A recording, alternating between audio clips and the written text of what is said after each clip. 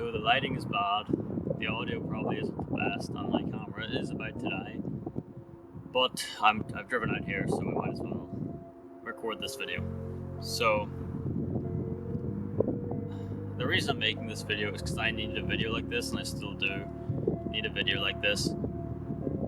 You know, as a dude, and even as a girl, being a teenager and having a lot of not social anxiety, but social apprehension growing up for different reasons, it's something that I have experienced, and it's definitely worsened severely after my last breakup. And I do want to talk a bit about teenage heartbreak, because it's not something that's talked about enough, I think. Because a lot of people say, oh, you can just be a teenager and you can get around and things like that, which I have friends who are like that, and that's okay. But for me personally, it always hurt. That always hurt me on the inside. I'd be the kind of person who'd have to have an emotional connection with someone before I even thought about kissing them. But I do want to talk a bit about my last relationship, more so to help me get over it, because I still am not. But I will explain the start without too many details. I don't have much time, as I said, because my camera is dying.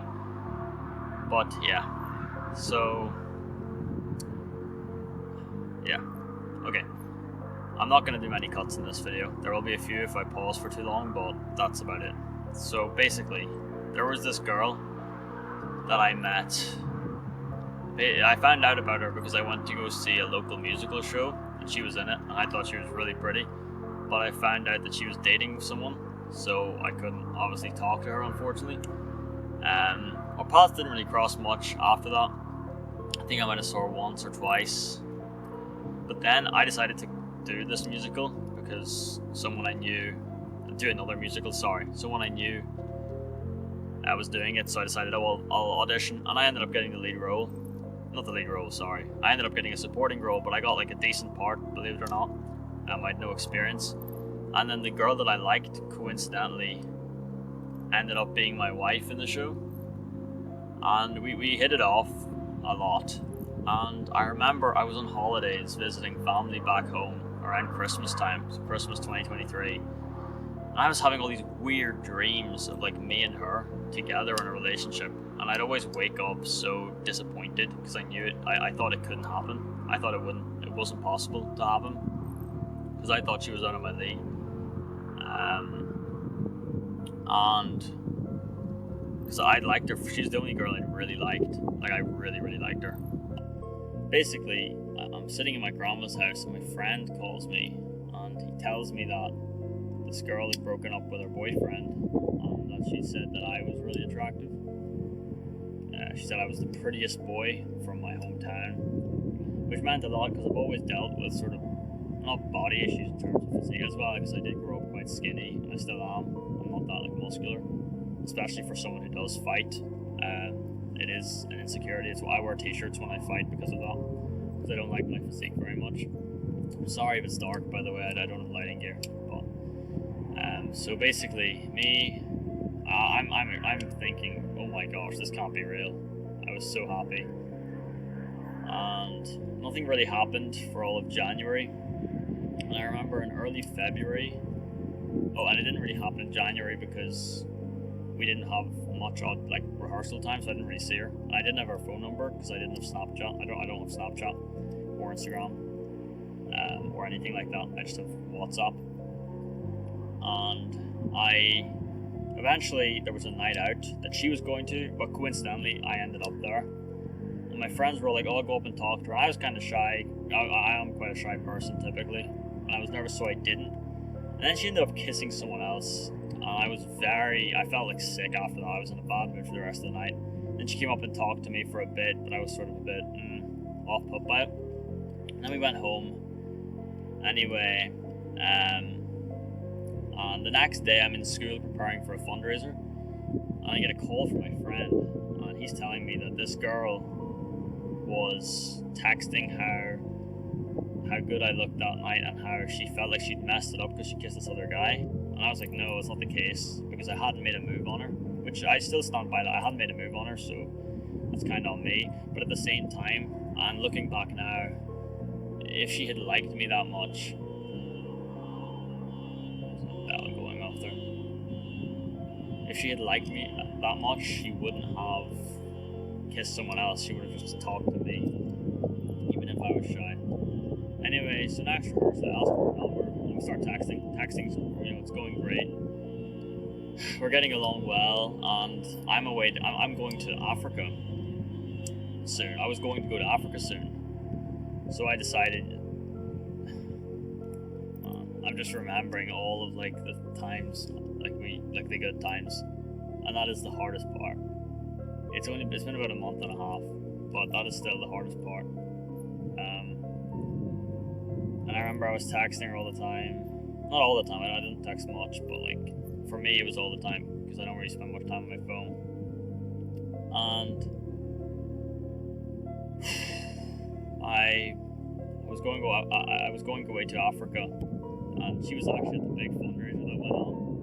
And she looked, it was lovely. I remember I peeked my head out of the curtain at like the interval, and I saw her, and she waved at me, and I waved back, and I just felt so like happy because I really had dealt with like not mental health, but I was quite not depressed, but I was really an empty person. And then the months from February up until June, when I was talking to her, well, it was like just the best months of my life, genuinely.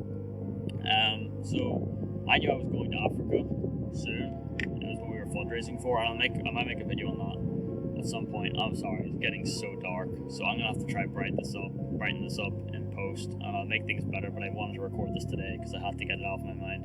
I'm sorry. So then, basically, what happened was I asked her out. So there was a school event. It was like a music night, and she was there. We don't go to the same school, and we both go to boys and girls schools. But she was there, and I talked to her, and I remember I was sitting in the back corner, and her friend sort of saw me because I didn't see them when I walked in because I was late. And her friend kind of winged me and called me over, and I sat beside her and we talked a bit. And then I just decided to ask her, "Are you doing anything tomorrow?" And then she said no. Oh no, she said, "Yeah, why?" And I said, "What time?" And she said, "At about 6. And I was like, "Well, do you want to go do something before that?" And she was like, "Yeah." And I felt so happy, bro, inside, honestly. I felt so good. We went on a date, and it was fantastic. The most sad part is we went on so many dates, and I could describe them all in detail because I loved every single minute of them. Every second I felt so happy because I'd liked her so much, and I thought we had something good. And anyway, I went to Africa, and I kept texting her. Funny anecdote, actually. I was planning on getting her something small, and there was these black earrings that I thought looked amazing. I thought they'd look really good on her, so I got them. They weren't much. I gave my old shoes in return for them, which is something you do there. It's like bartering, but whatever. And basically, we were texting. One of my best memories actually is I fell asleep outside, like out in like the outside area of our accommodation in Africa, and I woke up and it was like midnight here, so I was texting her. Anyway, this camera might die, so I might have to switch to my phone, and I will switch to my phone because I need to finish this story today. So I might have to switch to my phone. So I apologize if the quality does dip here, but the camera's flashing red. So then I came home eventually, and the day after we had rehearsals, and we went out afterwards, and we went to a coffee shop, and I gave her the earrings, and she was happy, and I was happy. Anyway, we had loads of dates. We were talking. My favorite. I'll explain one of the dates. We went to go see a show together, and I met her mum that day, and I got her this flower, and I just thought she looked so beautiful. I got her a white rose, which I always got her. This started the tradition. I always got her one because it reminded me of her. And she was giving back the same energy I was, which was making me, because I wasn't like love bombing her and she was pulling back. We were both giving the same energy, consistently. And yeah, anyway, I honestly cannot even talk about this. It hurts so much. But then, fast forward a couple of months, I asked her out. Basically, how I asked her out is we were watching something in the local theatre, and I walked her to her car, and we were scribbling on this leaflet the entire time, drawing stuff and making each other laugh. And I wrote, "Do you want to be my girlfriend?" on it, and then she wrote yes, and then we hugged, and then just honestly, I will never forget how happy she looked and how much she smiled and how happy that made me, because all I wanted to do was make her happy, because when she was happy, I was happy. And things were great for a while. And then I don't know if this was the problem. Basically, as soon as I asked her to be my girlfriend and we started officially going out, because we were essentially dating for months before that. We were texting every day, good morning, good night, like sending each other pictures. She was sending me like pictures of her before she went out and telling me when she got home safe. Like, it made me feel amazing. And I kept her posted when I was in Africa and all that stuff, even at home.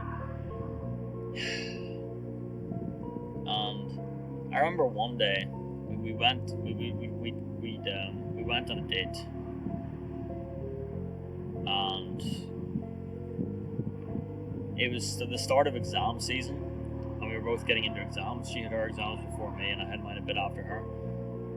And I remember in this date she was acting a little bit strange, but nothing that really worried me.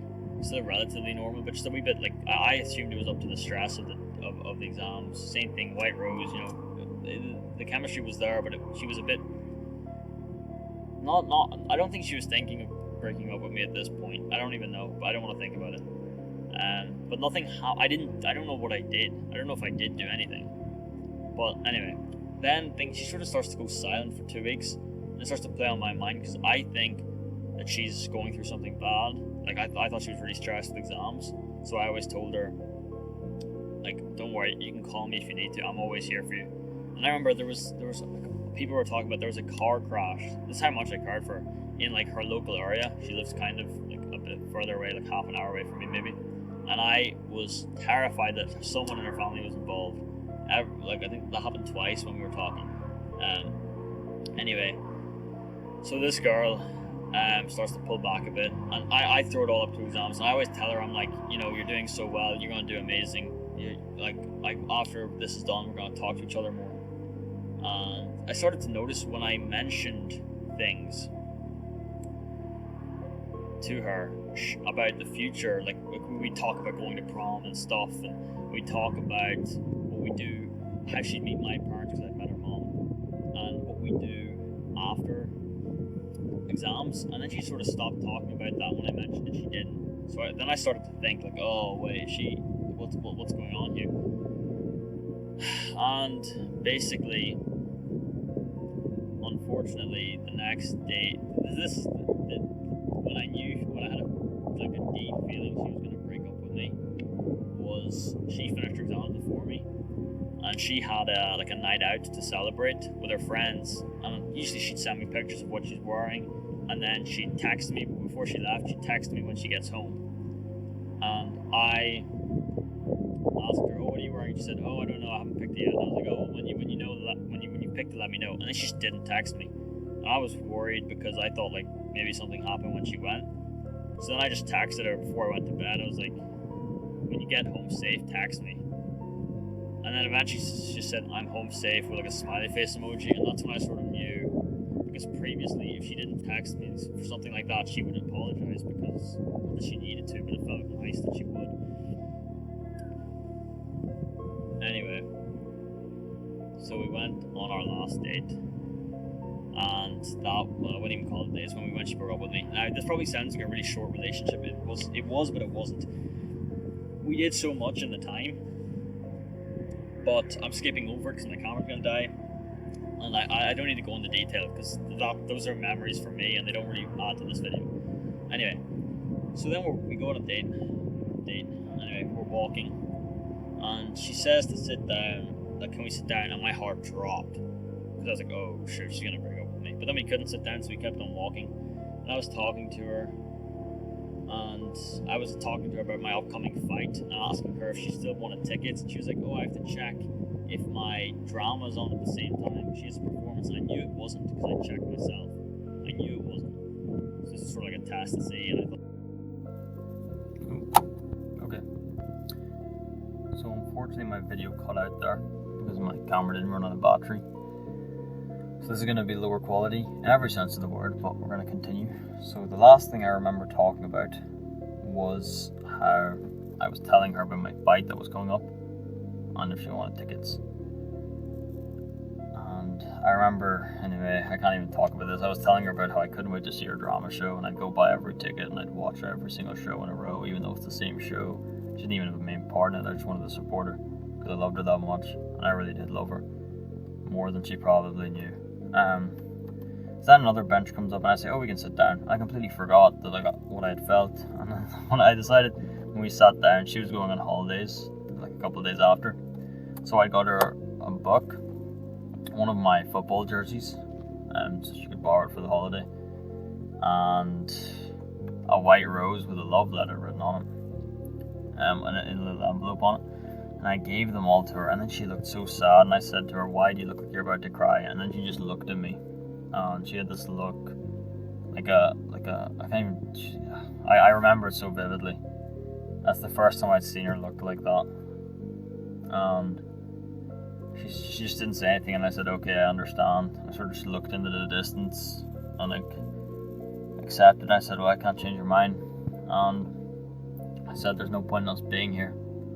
So I got up and I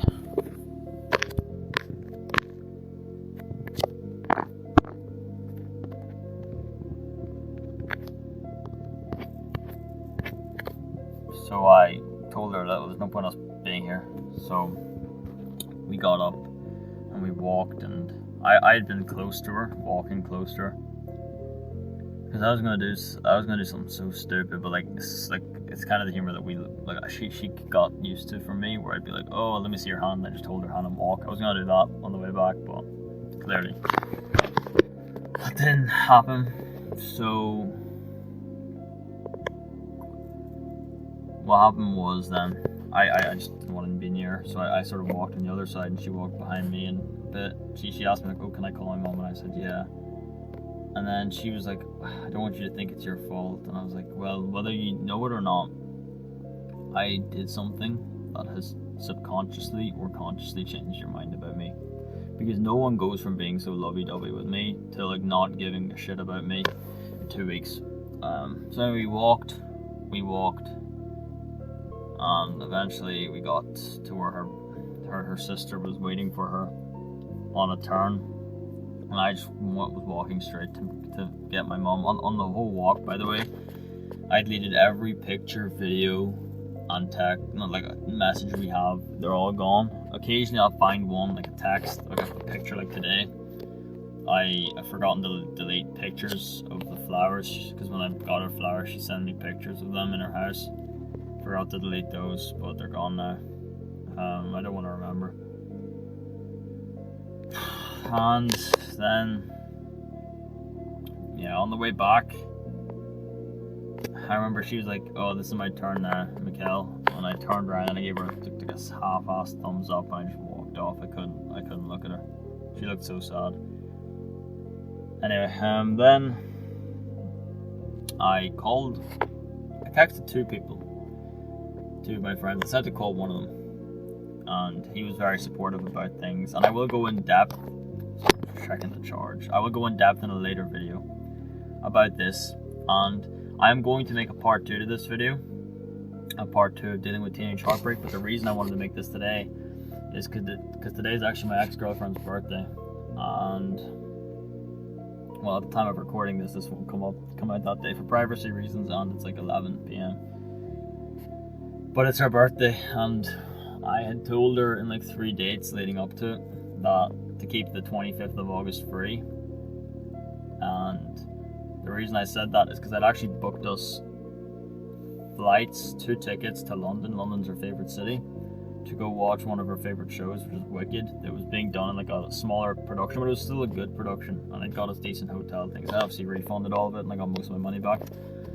But that just hurts, because all I could think about was like today was, and I'm recording this instead of surprising her with that like I had intended. Like I had it all planned out. Like how I was gonna surprise her. That just makes me so sad. But I really loved her, and she doesn't love me.